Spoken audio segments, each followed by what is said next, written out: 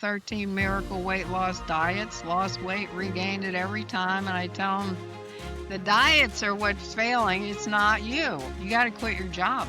The job is just messing up your health. You are making a compromise, a sacrifice. You just don't think of it that way, but you really are. First step is try to identify what emotion they're trying to deal with, because a Yeah. lot of people will deny it. Bring it in and try to eat only 5 chips a night when you know you're not good at that. Why go there?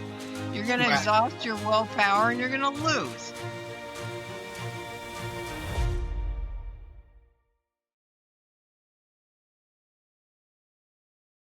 Welcome, Lorie Eber. We connected 3 weeks ago, and you are so gracious to decide to come on the show and share your expertise and knowledge on nutrition. What's more fascinating about your expertise on nutrition is you have had wide range of career. I will have you to introduce yourself for the listeners who are not as familiar with you. Well, thank you for having me on the show. I appreciate the opportunity to spread my religion about nutrition. It really is my religion. I was raised Catholic. I found out I was really Jewish, but I'm really into health. That's where I ended up. It's an odd journey. So I'm a New York born and raised, wanted to be a lawyer from day one, went through the whole legal career, 23 years. It was rough because I'm a girl and they noticed. So they didn't want to let me into the club too quickly. So I finally got in and then I opened and ran a branch office for them in Southern California. And I did that for 8 years. And then I took early retirement at age 49. Ah, Would you like to know why? I do. I mean, Okay. besides why, I'd like to know how as well. Yeah. I just announced I'm leaving in 3 months. Please transition my clients, which of course they didn't do. They didn't believe me because I was a big workaholic and the highest biller in the firm almost every single year. And they just believed I could not walk away. But I did. Here's why. Two reasons. Big driver. I was not that excited about going to the office anymore. That matters to me. You do not get time back in life. There is a phenomenon in law. I don't know if you're familiar with this term, but we call it dead wood.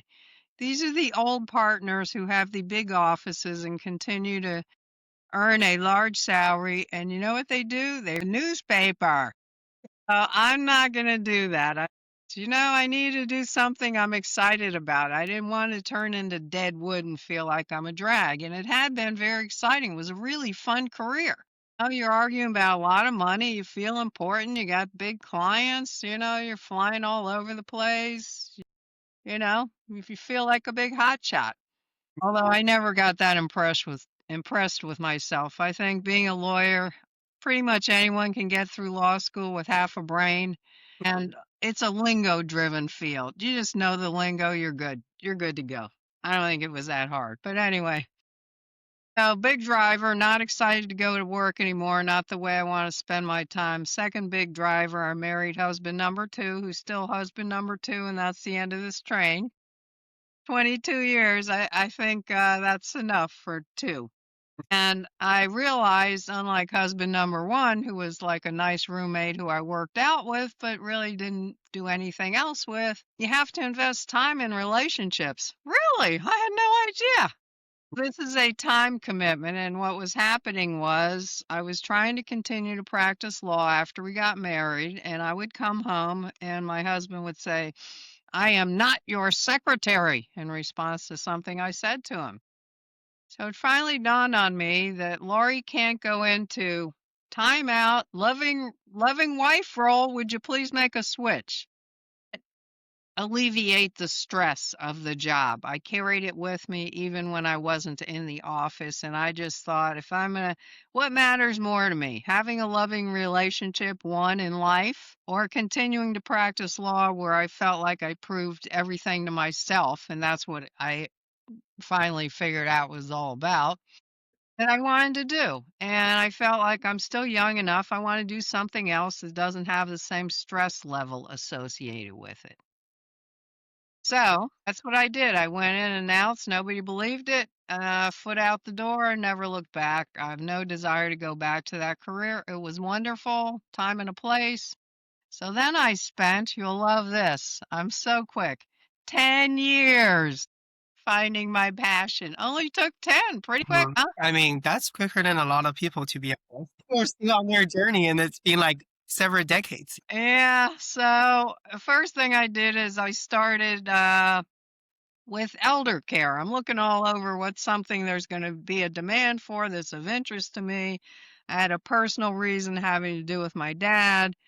So I take gerontology, which is what they call it at the time. It's aging studies online at community college. I was not going back to the the campus situation with 17-year-olds when I was, 50 years old. That wouldn't feel too comfy. So I did online. I got my certification. Somehow I talked myself into a teaching job. At first was unpaid, but eventually I got into the department. So I've been teaching for 20 years, and it was aging studies. And then I created some health courses. And then I started volunteering with, for nothing. And I went to Council on Aging, and I ended up talking myself into a bunch of different jobs there and starting an educational program. And I stayed there for 6 years, and then I couldn't stand the wackiness of how they run nonprofits. It was just too weird for my business head. It's like, don't spend any money. And then it's like, oh my God, it's December 30th. We've got $4,000. Let's buy some useless computer equipment that we'll never use because otherwise we won't get the same amount of money next year. Did a bunch of other things. I did a lot of public speaking all over the country, seminars, conferences, all kinds of things. I found I really liked public speaking.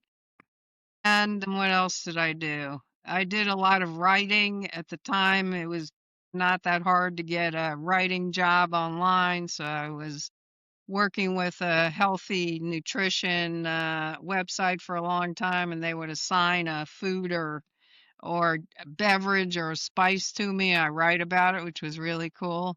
What else did I do? I don't know. I did a whole bunch of things, and then I decided, maybe health is the answer. It's always kind of been your hobby. Maybe that would make some sense. So I'm, sticking my toe in the water. First thing I do is I get certified as a personal trainer. Next thing I do is I go to my high-end gym and I start talking to the trainers. And I quickly find out that I cannot stand there for 12 hours handing out towels and bothering people when they're trying to have a peaceful workout and beg for business and count to 12 when I do get a client. I thought, Mhm. can't do this. So then I got more education having to do with nutrition and every other aspect of health I could learn about. I'm just a glutton for education. I love that stuff. A whole wall of different certificates, different specialties, things like that. I took a pretty serious nutrition certification course. Then one day I'm hopping around online trying. My husband keeps saying, just open an office, just open an office. I'm like, honey, I don't know what I'm doing. I can't just open an office like you can and wait for the debris to settle. So I go and I take this serious thing, and then I decide, well, I'm comfortable enough. I know nutrition. And anyway, then I find wellness coaching online while I'm just hopping around trying to solve the eternal mystery, which is still a mystery to me, of why a certain small group, tending to get smaller every day, group of people cares about health, and so much of the world doesn't care about health and never makes it a priority. And it's so obvious to me it's the only thing that matters at the end of the day. So I'm trying to solve that mystery, and I find there's this whole field which is pretty new called wellness coaching. I'm going, what the hell is that? I've never heard of wellness coaching, and still most people haven't, but I sure Mhm. have. So, I take one course, then I find out that Mayo Clinic also has a course, and I thought, well, that's going to sound better to people. So I take that one, and eventually I take the exam. Now there's a national board certification. Anyway, I open my office and I just start. This seemed like a good fit for me because I've always been the girlfriend who all the other girlfriends came to for advice, even though, frankly, I wasn't the friendliest person in the world. Thought I could give them good advice, then they'd ignore me, then they'd come back again. So I thought, well, I must have some counseling gene hidden somewhere in there that I'm good at this stuff and they know it. And that's part of what wellness coaching is about, because you're providing support and accountability, and a lot of it is, to me, kind of like psychology without the degree. So anyway, I open an office because I can't do this out of my house, and I just start practicing on friends and relatives and stuff like that, and creating websites and teaching myself how to deal with the internet, which I knew absolutely nothing about and was totally intimidated by. Got a little bit of IT support, but not enough because I was too cheap. And I just, my business evolved. I just kind of figured it out and I fell on my face every day of the week and I picked myself up and said, well, that didn't work. Let's go to plan F. Let's go to plan G. And the only guidance I got about how to run a wellness coaching business was totally wrong. It was useless. So I started there and then I figured out what worked. And it was scary because even though I was a partner in the law firm, so I'm an owner, it didn't feel like that. This was like the Lone Ranger. You're out there on your own trying to figure it out. So I just kept trying to figure it out because I am one determined person, if nothing else. May not be the smartest person on the planet, but eventually I'll stumble into something that's helpful. So I built my business up over the course of the years, and most people find me on Google. And then I did figure out you got to ask people for reviews because people read reviews, and that helps you get business. And that's the way I've kind of stumbled around. I've also done a fair amount of in-person networking, which didn't work that well. I've tried to partner with other healthcare practitioners, didn't work that well. So it's been pretty much an internet client acquisition process, and I had no idea that's the way it was going to work, but that's the way it worked. And I absolutely love what I do. I get up every day. I'm excited to help people. I feel like I have a lot of value to contribute. And I just like, talking to people, frankly. I'm a very much of a people person. I do virtual as well. I do whatever works for the client. I'm very flexible. I don't have a million rules about here's how this is done. I don't say you got to follow this diet to a T and you got to have this many grams of this. It's not the way to live.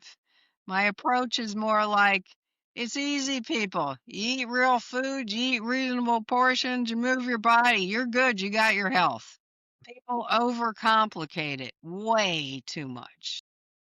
And it's easy to do, and people come to me and they're very confused or they're distraught that they've tried, 13 miracle weight loss diets, lost weight, regained it every time. And I tell them the diets are what's failing. It's not you. Or they're puzzled. They can't understand why they're overweight. And I make them do a log of their food intake in an app on the phone, and I look at the first week and I go, I see what the mystery is, and I have a pretty healthy diet. And I started looking at it and, not that healthy. So I'm all about eat real foods, something like the Mediterranean diet, go more towards plant-based. We know that kind of stuff works. I eat a lot of food, but a lot of it is vegetables. That's what allows me to get away with eating like a glutton, and I'm happy, I don't eat on a salad plate.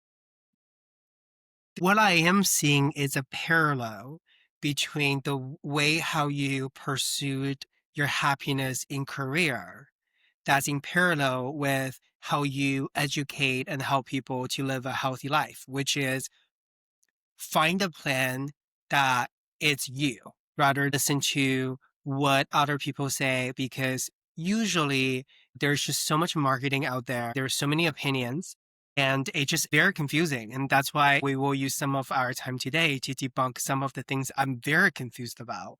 But I do have questions about your career journey.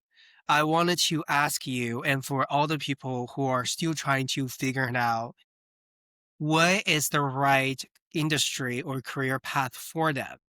You try different things, and when they don't work out, you pivoted. You said, I pretty determined person. But what I heard you throughout this journey is you are pretty determined once you find a thing that makes you happy. If something that you were doing didn't work for you, you were relatively quick to say, that's not for me. I have to continue to search for what's for me. Right. So, like, how would you advise people who might be in a job that they don't particularly a fan of? It's not that easy to do, and frankly, what I tell people now who ask me about my career change is I remember distinctly the first day I woke up after I had retired, I was in a full-blown panic. It was like, nobody needs me, the phone's not gonna be ringing, I've got no structure in my day, I got nothing I need to do. It was very frightening. So I just started to assess, how I thought I could earn a living and feel like I was doing useful things. Because to me, it's all about I need to feel I'm doing something purposeful. That's what matters to me. If I feel like and to me, it's about helping people in one way or another, whatever you're good at. You got to be brave and you got to try things. And believe me, when I went to Council on Aging, I thought, shit, I used to be a hotshot lawyer. Now I'm starting at the bottom of the barrel. I don't know anything. And some 20-year-old who's been here 10 more minutes than I have is telling me how to do things. And you know what? I'm saying, please tell me more because you know and I don't know. So I was very willing to just start over. Volunteering is a really good way to find out what you like, or shadowing someone who has a job you think you might be interested in. I mean, that's really why I went to Council on Aging. I just wanted to learn more about elder care. And at the same time, I was studying Ed Coastline, learn the real stuff, but to figure out how it worked in practice. And I have a real soft spot for older people. And at one point, I had 66 bed facilities in Mission Viejo assigned to me, and I'd go in and make sure they were up to standard. And if they weren't, you'd have to deal with the regulators. This was unpaid for a very long time, just volunteer work. And first, you had to go through a very difficult training program. But I thought it was interesting. I thought, this is kind of cool. It's almost like I'm the bad guy lawyer again? So, I liked that and I did it for a while. And through that, when I retired from law, to give you a better answer, I had a new attitude. My attitude with law was, I'm going to bust down the door and I'm going to get into the club. And you stop me and I'm just going to keep going, keep going, keep going. And I'm going to prove that I am worthy. And I did. And then I ran a branch office. I had no idea what I was doing. None. And then told me I would fail. More incentive. It's like, watch me. So this time I decided no more beating your head, Lorie. Look for open doors. Look for opportunities. Look for things that excite you because you only get one trip here. Yeah. You might as well make the best of it. And the other thing that was really scary was I was a little concerned that I really didn't have any other talents or skills other than the ones I had been honing for 3 years. And I thought I may have just gotten so lucky that, the three skills you need for law happen to be the ones I was good at and I'm not capable of doing anything else. So there was some worry about that. So I was really thrilled to find out I could do other stuff and could actually do it pretty well. I was like, whoa. So it was like getting into all kinds of layers of me. And the other thing that I remember distinctly is one of the drivers for leaving law was I got tired of being such a mean hard ass all the time. Yeah, I grew up in New York, but you get a little tired and it was an act for sure. I'd be in the deposition, I'd be the hard guy, and then it's over. It's like, have a good day, and everything was fine. I went back to me. But it was a big part of what I did, just be mean, put on a tough guy thing, especially as a female lawyer. You have to do that because they're going to take advantage. And I kind of got tired of that, and I thought, maybe I'm kind of a nice person under there, and it turns out I actually am. But I still have this hard shell, and a lot of people will meet me, and I think I'm being very nice, and everyone sees, and then they go, "Yeah, I knew you were a lawyer." And I'm like, "Oh." Man, really? Still? And the answer is yes, is who I am, but I feel like I'm a lot kinder and a lot more true to who I really am and less role playing acting. And I like supporting people. I like picking them up when they feel like they were failures because they're not. You know, if you try, you're not a failure. You're just trying things. It's good. I can totally relate to your story. I had by now probably 6 different career paths. This is Hmm. maybe my 7th. Yes. And when I hear your story, I feel what I can relate to is sometimes more than a job, it's your entire identity being shifted. Yes. It is this longing of going back to who you truly are, but then you're not really sure what you're good at. And I always say, like, never had a habit. Sorry, I never had a hobby, and I I just say that all the time. I kept saying, Lori, get a hobby, get a hobby. I'm like, no, I'm not a hobby girl. Forget it. one of my advisor was like, "Why don't you try knitting?" And I was like, "Are you joking? Who are you talking to right now? Have we met? You're so disqualified. You should go. I can't even look at you right now." And I do think it is the way how we were brought up, but then I also feel changing career sometimes, like you were saying, when you first wake up, you you're panicking, right? You're like, I Yes, don't know who I am anymore. And it's just an uncomfortable, unsettling feeling. yes. And you're exactly right. My entire view of myself was Laurie the lawyer. When Laurie the lawyer disappeared, I'm glad you mentioned this because I forgot it and I often make this point. It was scary because I thought, who lives in there? I don't even know. Did you ever feel regrets? Meaning where you are today, you wish you have be this person earlier. No, sir. No, I think it was, I sort of look at life as there's a time and a place for certain activities and stuff. And I think that was a great career for me. I really do. It was just that I was getting tired of it and I had proved everything I wanted to prove. I wasn't chomping at the bit to do it anymore. So it's like, why are you doing this then? Stupid. Go do something else. And it's a hard career, and I let it totally consume my life. I was a total workaholic. That's all I did. I didn't Yeah. have work-life balance. No, it was work-work balance. That was it. There was no life. I figured the life might come later if, but I liked the work, so I didn't care. I was willing to make the sacrifice, and I also decided, you know what? I'm not going to have a kid. 'Cause I think it would be unfair to the child to put the kid in daycare, and I would feel guilty at home and at work, and I just decided kids are not on my radar. I don't think that's a good move for me. I totally avoided that because I was trying to make it easier to make partner. I saw the other female partner had a kid, and she had a lot of difficulty.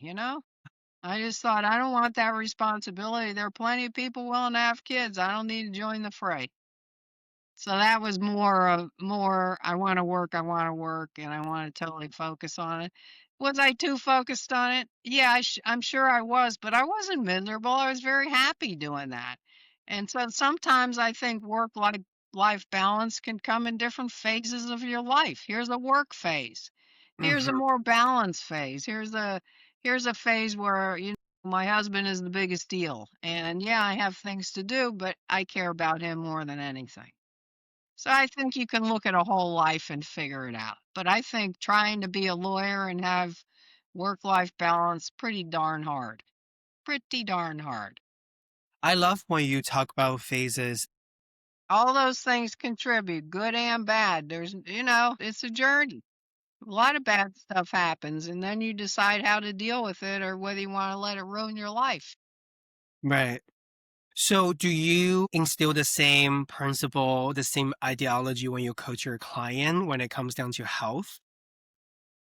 I do. I just am myself in the coaching sessions and I share a fair amount of me with people because I want them to know, everyone's got struggles. Here's something I've been through, and here's an example that's somewhat analogous. But yeah, I mean, I think it helps to just talk to people a lot and to say things that you're thinking. And I want them to share, their worries, and we talk about everything. everything in their life because, everything that goes in here, it starts here, and a lot of it has to do with what's going on in their life. And, some people have come in and they're trying desperately to, squeeze in their exercise and eat well and all that, and it's just not happening. And sometimes I have a decent enough perspective from talking to them to know you got to quit your job. The job is just messing up your health. You are making a compromise, a sacrifice. You just don't think of it that way, but you really are. So I've said that to some people when it was obvious to me. And of course, they can reject my advice, and it's just a guess. And, like, they're, no, no, no, can't do that, can't do that, got to keep doing this kind of thing. And then, like, 4 sessions in, they come in and they say, Lorie, could you talk to me about your career transition? So sometimes they do realize, and I just keep bugging them. And look, people make changes when they're ready. You cannot make them make changes. And that's what I say. We go at your pace. I don't tell you what to do. I'm a pushy New Yorker, but I realize people push back. You don't do that to people. You give them the honor of allowing them to continue to run their life and not boss them around. And you just, you keep them on track and they go at their pace. And some people go faster than others. And some people, you got to peel back 10 layers of personal stuff that's getting in the way of their health and their eating habits before you can talk about that at all. That's okay too. People have a lot of messages they carry with them from childhood about what was said to them. What was said to me was, you never want to be overweight. You never want to be overweight. Don't waste food. Don't waste food. So for me, one of my struggles for a long time would be throwing out extra food. So I'd eat it. Stupid, but I'd hear the voice, and my parents are deceased, but I hear the voice, and I hear the nuns telling me about starving children in other parts of the world, and I'm wondering how not eating this helps the starving children. But people have a lot of messages, and I also have clients who are very overweight, and they realize that being overweight is a protective thing they're doing, people away. Yeah. And a You know, lot of people, it's as simple as stress eating, stuff like that, really, really common. A lot of it is comfort. A lot of eating, especially overeating and making bad choices, is really they're satisfying different emotions through food. right. And a lot of people are familiar with stress eating, but bored eating is a big thing. I was pissed off all day and I couldn't yell at the person. I deserve a reward. I finally put the kids down. This is my me time. Nobody's watching me. I mean, it runs the gamut. We use it for everything and it's super convenient. So, a lot of my clients, the biggest struggle is the after dinner snacking, which, if you think about it, has to be totally emotional because here they've just had their biggest meal of the day. They're gonna go to bed soon, so it's not like they need to be eating a ton more food for all the activity they're gonna be doing, and they sit down and they just endlessly shove junk food into their mouth. That's what they do, and it has nothing to do with hunger, they're not hungry, but they really get in a pattern, and a lot of it feels like a reward that they deserve. Some people do it with alcohol, some people do it with vaping or something else, but getting them out of that habit is difficult. 'Cause it's a comfort thing, it's an emotional thing, it's not about the food. What's your usually the first step of trying to get people out of that loop? First step is try to identify what emotion they're trying to deal with, because a lot of people will deny it, and then they'll start thinking about it when I bring it up, and they'll kind of figure it out. And then, a lot of changing habits is about make the environment easier so it's easier to change. One of my little snarky comments I make all the time is in the house, in the mouth. So I'm trying to say, it starts in the supermarket. What are you doing in the chip aisle if you don't want chips jumping into your basket? Once you brought the chips into the house, yep, you tell yourself you can portion control that junk food, but you can't. And you've done it 16 times and you still can't. So rather than, bring it in and try to eat only 5 chips a night when you know you're not good at that, why go there? You're going to exhaust your willpower and you're going to lose. Just don't bring it into the house because then it's at least a bunch of extra steps to go get it and you're probably too lazy. I give the example of ice cream because I like ice cream, but here's what I know about Lorie. There's a pint in the freezer. My brain does not forget. The first night I am so good. 1 tablespoon. Boy, I deserve a gold star for that. Next night, I'm only going to have a half a cup. That's a serving size. I'm good with that. There's going to come a night where I come home and I'm stressed out and I am taking the whole thing out of the freezer and I am downing the rest of it on the couch and then I beat myself up. So, like, why do you keep repeating the process? You obviously can't live happily with ice cream in your house, so do not bring it in. But the answer is not never have ice cream till you die, because that's ridiculous. The answer is once in a blue moon, I don't know how often blue moons come, but that's what I say. You go to a very nice creamery and you have rich, delicious ice cream in a reasonable portion and you enjoy the hell out of it. And you savor it and you do not bring home an extra pint. You leave it there. That's good enough.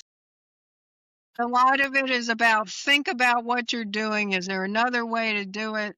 Sometimes it's, if you could have something bad with something good paired together, you could eat less of the bad stuff. I got to figure out what they're willing to do and what works best in their brain. A lot of times it gets complicated because they live with other people and they bring the junk in and they're eating the junk right in front of their face and all that stuff. Come on, honey, you have a couple. You can just have a couple. No, I can't, but I'll have 25. Or they go to Costco and now they got a lifetime supply of, something garbagey. It's a hard habit to break. That is very real. So, how should a person think or approach when their family members bring junk into the household? Like, how do you help them change their mindset and be able to have more intention about what they're consuming? That's a tough one, but very real problem. If you have little kids can get away with eating some junk. You can't totally prohibit it. My answer is little kids will eat any junk you give them. You buy them some junk that you don't like. If you don't like flaming hot Cheetos, that's a good snack for them. If you like chocolate, not a good snack to have in the house. So you get them their junk. If it's an adult like your husband, I would talk to the person and say, "Honey, I'm trying to eat healthy, but it's really hard when you bring this stuff into the house because then I got to deal with it." Sometimes they can hide it. Sometimes they can do the switch I'm talking about. I have one woman recently, she brought a box, a bread box, where she locks up the stuff so out of sight, out of mind kind of thing. Whatever strategy works for you, but it makes it way harder. Now, I have the same situation. I have a husband who can get away with eating some crap. He likes cookies. He likes crackers. He likes cheese. So he's got a drawer with his snacky stuff in it. I have made peace with that is not your drawer. You do not look at it. You do not open it. You do not take one. That's not yours. In the cabinet, he's got different kinds of packages of cookies. I try not to look at them. When I do look at them, I go, don't look that great. He's very different, and this is what is interesting to me. People's heads are so different. Buys a whole pack of cookies, let's say it has 12 in it. He eats one. He decides, they're not very good. I look in the garbage can, there's the box with 11 cookies still in it, and he was able to throw it in the garbage. I could never do that. Well, I think there is something about you heard growing up, don't waste food. Yes. Maybe he didn't hear that. Oh, He he heard that too. heard that too. And then He he's knows it's junky food, and if he thinks it's not really good, he's not going to waste his calories on it. But I don't have the wherewithal to do that. I'd eat all of them. I just wouldn't buy that brand again. I'd try a different one. And he doesn't understand that. He can leave food on his plate a lot more easily than I can. That's a real struggle for me. that is interesting. People's brains are just really different. That's very true. Let's talk about eating healthy. There's so many different meal replacements out there that's supposed to be healthy. Yep. There are a lot of supplements and there are also healthy fast food like Chipotle. Yes. Yeah. You How do can do you okay define there. wait, did you say Chipotle is healthy? I said you can do okay there 'cause it's Okay, you choose. Yeah, I love it it. can be. That'll be for lunch today. I really love Chipotle. Know what the calorically dense stuff is and stay away from most of it. Got That it. would be the sour cream, the refried beans. What else do they have? Well, I think their barbacoa, it's pretty oily, but that's my favorite. Yeah. Yeah. The queso, that's Mhm. just pure fat. Yep. Yep. The chips, The chips, yeah, those are a problem. I'm like, "Yes, double the protein and double the guac, thanks." So what is healthy to you? Well, I define it as eat real food. I call it God-made food. I'm not religious, but I call it God-made food. The stuff that grew in the ground, on a tree, on a plant, it walked, it swam. Look, it's the stuff God put on the earth for us to be eating. And when I was a kid, we didn't have 8 aisles in the supermarket of processed food. We just didn't. And when I was a kid, mothers had to cook. You didn't go to a restaurant just because. There was no takeout. It was an entirely different world and people were not overweight. So the problem with overweight is just it's become so convenient and the portions are huge. If you go to a restaurant, for example, and even a, high-end restaurant or allegedly healthy restaurant, you're getting an entree presented as a serving for one person and it probably has 3 servings in it. It's 3 times the amount of food you need to be eating at a meal. And that's before you get your fried appetizers and your desserts and a couple rounds of drinks for the table. It's insane. And that and supersizing with fast food, we're eating way more food than our bodies need and we're moving less.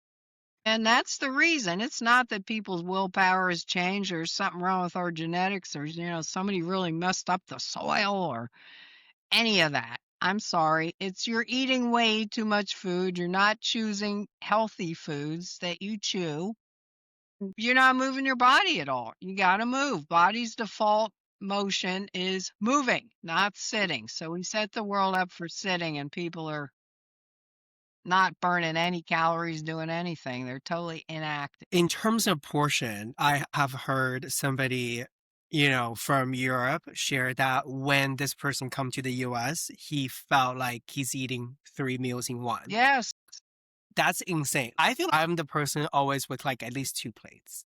Well, Because in my mind, I'm like, "Oh, what I'm missing out." And I feel like I only have one life to live. I feel like I shouldn't miss out. I worked so hard for this, and I know. I just Or don't you paid for it. You should eat all of it. help me. I need to be helped. If I were to be at a restaurant and I'm deciding between pad thai and pastillo, and I want both, how do I stop myself and make a conscious decision and choose the one that will make me don't feel like I'm missing out? Well, there are a bunch of different ways you can go, and you got to figure out what works for you. Maybe you're with a friend and you share. You can get half of both. Maybe you tell yourself, it's not the only time ever I'm going to be at this restaurant. I can come back and have the other one later. Okay. We're sure they're not gonna close down when I'm gone? No, they're not. That's But a I have real a lot of clients who over order and it's the same thing. They just this sounds good. No, this sounds good. This sounds good. Look, it's not your only opportunity ever in life. You don't need to have everything at once. And if you only have one, you're actually going to savor it and enjoy it more than you do when you're switching off between the two. I mean, one thing that does make it easy is don't eat out so often, frankly, because it is a big struggle. And when I eat out, I make all kinds of changes. I'm, a demanding diner, I call myself. And I try to get something that's at least semi-healthy. And I do easy things like the risotto is going to be way too good. I just don't want to see it on my plate. So the way I do that is say, please sub veggies for the starch. If I don't see it, then I don't have to go on willpower and I got something healthy to eat. Then I order 2 sides of vegetables, and then my husband and I will split the entree. So I have other things on my plate that are healthier to eat. But I mean, you really got to do an end round around their menu. They're in the customer service satisfaction business, not the health business, and they know what makes people happy and come back. That is, give them so much food they're going to bust out of their clothes and make it taste really yummy. And the way you make food taste really yummy is butter, oil, sugar, salt to the max. That's very true. What if people like me, I don't like vegetables. The only vegetable I feel like I can eat are eggplants and Brussels sprouts because it's buttered up, so much butter and oil soaked in, and then you're just like, this is the best thing ever. Fruits and vegetables are your new best friends. Yes, you have to get used to them.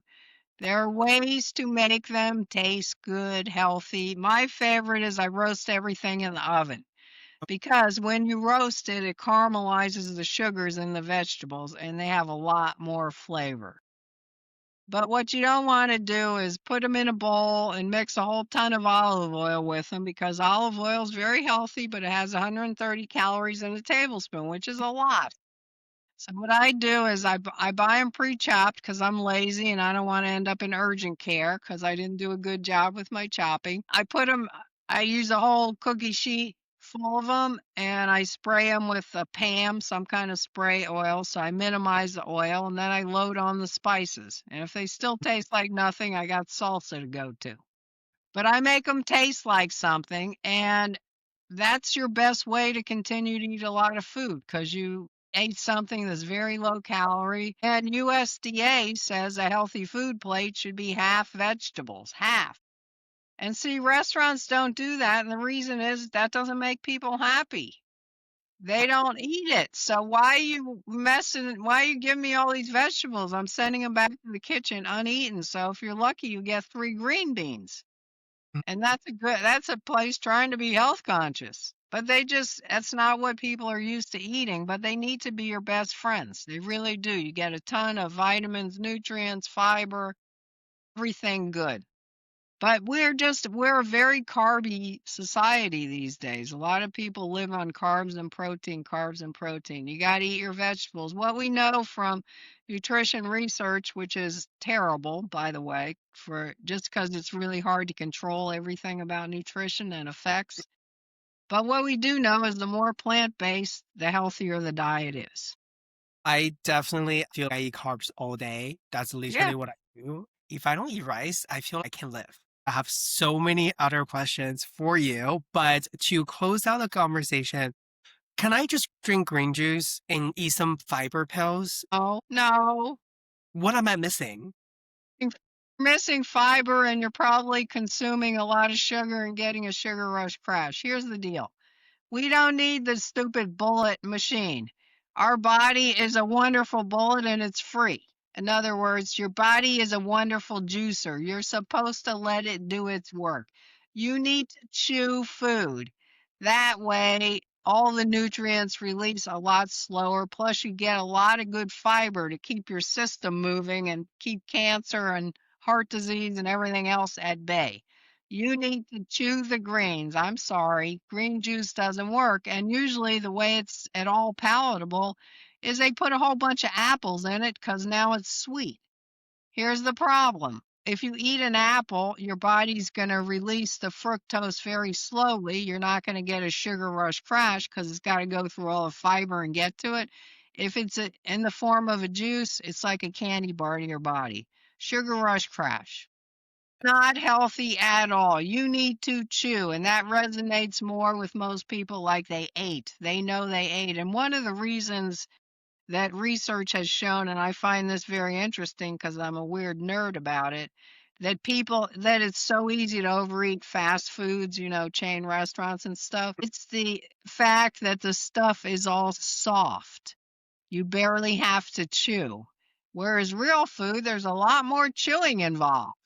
And that slows you down a lot.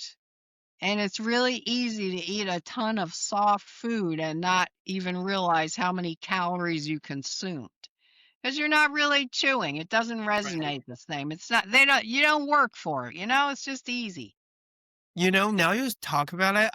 Last time I ate like a McDonald's burger, it was pretty soft. Yeah. Yeah, there was no resistance. You barely need teeth to eat fast food. Let's face it. That's fascinating. Thank you so much, Lorie. You are so welcome. If people want to find you, how can they contact you? Where can they find more information about you?